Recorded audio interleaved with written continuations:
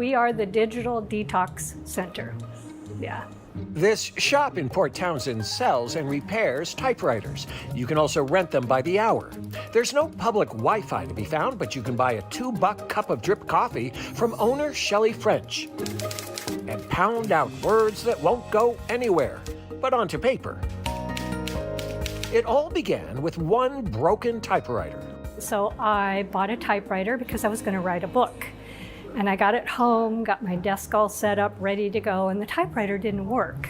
Shelley took her typewriter to one of the few places left in the state that repairs them, the Bremerton Office Machine Company, and ended up becoming an apprentice. Then came an opportunity to buy in bulk when a collector in California passed away. So my husband and I packed up our motorhome, and we drove to Sacramento and packed them all in the motorhome and came back.